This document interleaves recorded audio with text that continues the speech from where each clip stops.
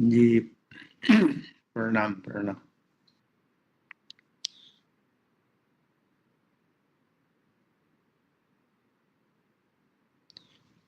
आइए हम सब अब परम पूज्य गुरु महाराज की बताई हुई साधना को इस समय करेंगे। अगर कोई नए भाई बहन बैठे हों, नए साधक बैठे हों, तो उनके लिए क्रिया बतला दी जा रही। पुराने लोग जो थे परम पूज्य गुरु महाराज को साक्षात कृष्ण का अवतार ही मानते थे। वैसे अगर देखा जाए तो वास्तव में वो साक्षात कृष्ण के अवतार तो थे ही। कारण जो गीता में कृष्ण भगवान ने जो साधना बतलाई उसका उन्होंने प्रैक्टिकल स्वरूप करके दिखाया। वैसे किसी एक व्यक्ति ने उनसे पूछा भी था कि लोग आपको कहते हैं कि आप साक्षात कृष्ण के अवतार हैं, क्या यह सही है? उन्होंने हंसते हुए कहा था, प्रैक्टिकल तो करा रहे हैं ना। तो बात वही है कि वैसे तो जैसा परम पूज्य गुरु महाराज ने बतलाया कि परमात्मा का ना कोई नाम होता है, न रूप होता है, न रंग। तो साक्षात परमात्मा तो है ही, इसमें कोई दो राय नहीं है। और इसीलिए आज भी जो उनकी बताई हुई साधना को सही ढंग से करते हैं, निश्चित तौर पर इसका अनुभव प्राप्त करते हैं कि वो आज भी हम सबों के बीच मौजूद है। कई लोग अब तो उन्होंने उनका दर्शन भी किया है, पर वास्तव में क्या परम पूज्य गुरु महाराज ने यह साधना सिर्फ दर्शन लाभ के लिए दिया है?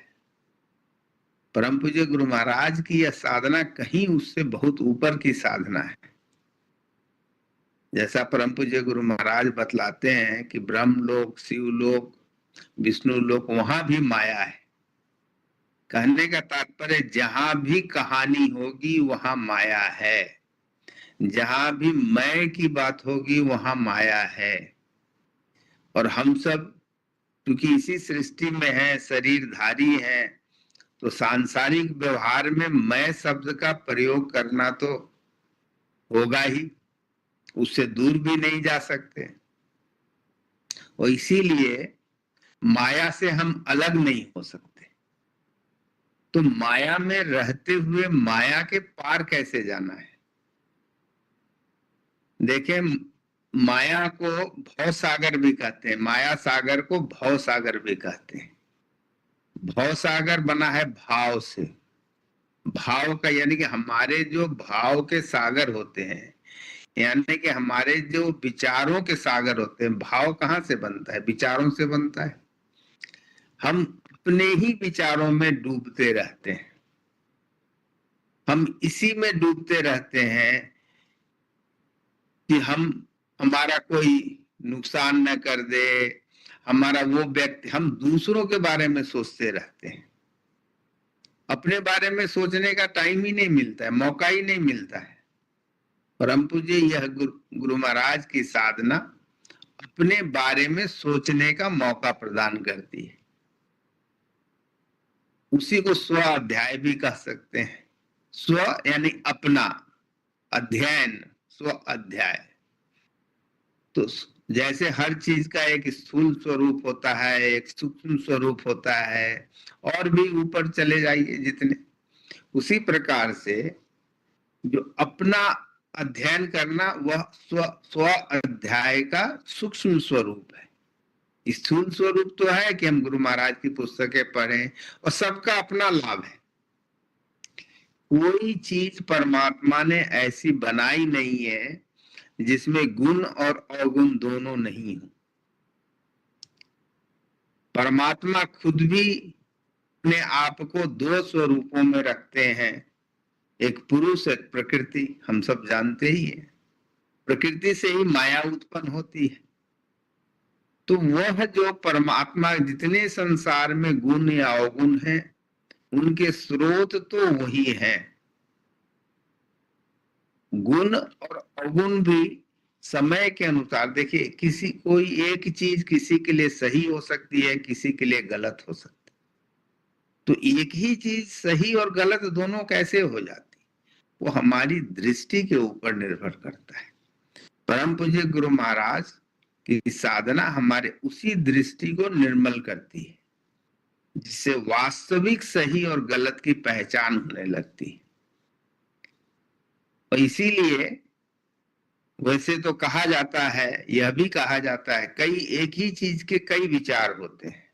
एक विचार यह भी है कि जब सब परमात्मा ने बनाया तो कोई भी चीज गलत कैसे हो सकता है।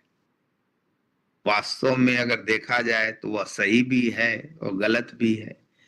सही इसलिए है कि परमात्मा का निर्माण गलत हो ही नहीं सकता।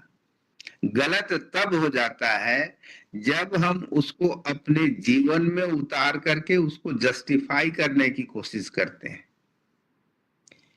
कोई चीज का गलत उदाहरण दे करके हम अपने गलत कार्यों को सही ठहराने की जब हम कोशिश करते हैं, वहीं पर वह गलत हो जाता है। क्योंकि एक चीज, परमात्मा ने जैसे शेर को भी बनाया, शेर का काम ही है जीवों का भक्षण करना। अब अगर हम उसको अपने जीवन में उतारें कि परमात्मा ने तो भक्षण करना ही सिखाया है, तो जब हम अपने गलत कार्यों को गलत उदाहरण से, और उसी को कुतर्क कहा जाता है, जहां पर कुतर्क हो वहां पर परमात्मा की बातें हो ही नहीं सकती हैं। तो इसीलिए जब तक हम यह साधना करेंगे नहीं, हमारा अनुभव बढ़ेगा नहीं। अनुभव बढ़ेगा नहीं तो हमारा ज्ञान बढ़ेगा नहीं, हमारी न दृष्टि निर्मल होगी, न हृदय निर्मल होगी, न और निर्मल में जल में ही आप देखें अपना प्रतिबिंब देख सकते हैं।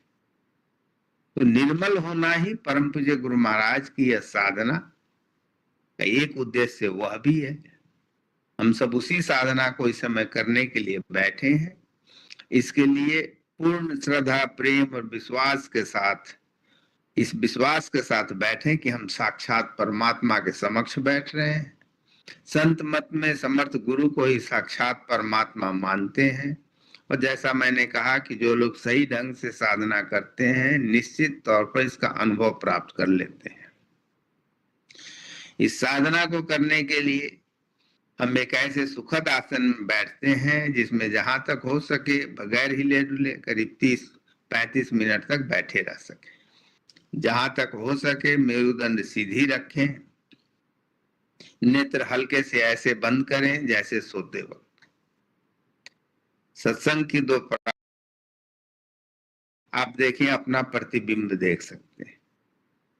तो निर्मल होना ही परम पूज्य गुरु महाराज की यह साधना का एक उद्देश्य वह भी है। हम सब उसी साधना को इस समय करने के लिए बैठे हैं। इसके लिए पूर्ण श्रद्धा, प्रेम और विश्वास के साथ, इस विश्वास के साथ बैठे कि हम साक्षात परमात्मा के समक्ष बैठ रहे हैं। संत मत में समर्थ गुरु को ही साक्षात परमात्मा मानते हैं। और जैसा मैंने कहा कि जो लोग सही ढंग से साधना करते हैं, निश्चित तौर पर इसका अनुभव प्राप्त कर लेते हैं। इस साधना को करने